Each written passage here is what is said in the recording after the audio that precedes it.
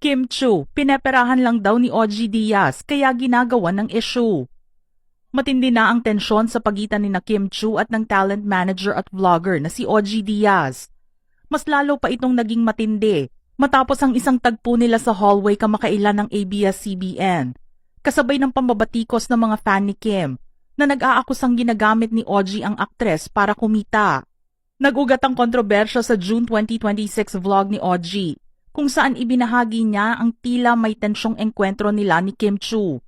Kwento ni OG, nagkrusang landas nila ng aktres sa hallway ng ABS-CBN matapos niyang bumisita sa dressing room ni Vice Ganda malapit sa studio ng It's Showtime. Ikinwento ni OG na sarkastiko siyang tinanong ni Kim kung paano ito nakapasok sa gusali, na sinagot naman niya ng tanong kung bawal ba siya roon.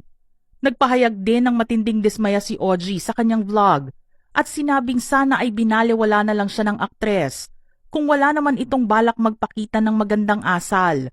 Idiniin pa niya ang kanyang pagiging senior sa industriya sa pagsasabing sanggol pa lang si Kim noong 1990 ay nagtatrabaho na siya sa ABS-CBN noong 1992. Inamin ni OG sa kanyang vlog na may luma na silang issue ni Kim na nag-ugat ng tanggihan ng aktres ang kanyang imbitasyong mag-guest. Matapos isa publiko ni OG ang pagtangging ito na ikinasama ng loob ni Kim, rumesbak ang mga tagahanga ng aktres. Ayon sa kanila, ginagamit lang ni OG ang mga viral issue ni Kim, gaya ng naging viral moment nito kasama si Riza May Dizon kamakailan, upang pagkakitaan at pagandahin ang views ng kanyang vlog.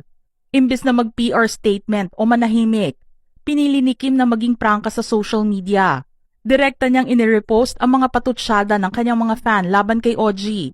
Sa ginawa niyang ito, malinaw niyang ipinakita ang kanyang pagsang-ayon na ginagawa lang siyang gatasan o puhunan ni OG para sa mga views at kita ng vlogs nito. Binanata ng isang fan ang mga kritiko sa pagtatanong kung bakit hindi nila matigilan si Kim at kung bakit araw-araw ay pilit itong iginagawa ng issue sa halip na asikasuhin ang ibang mas mahahalagang problema. Sinegundahan naman ito ni Kim sa pagsasabing, "True Lamay, cravings nila ako." Pabiro pa niyang idinagdag na balak na lang niyang isama ang issue sa kanyang charity program dahil monetization is the key. Sabay sabing, "You're welcome po, makatulong man lang sa pang-araw-araw."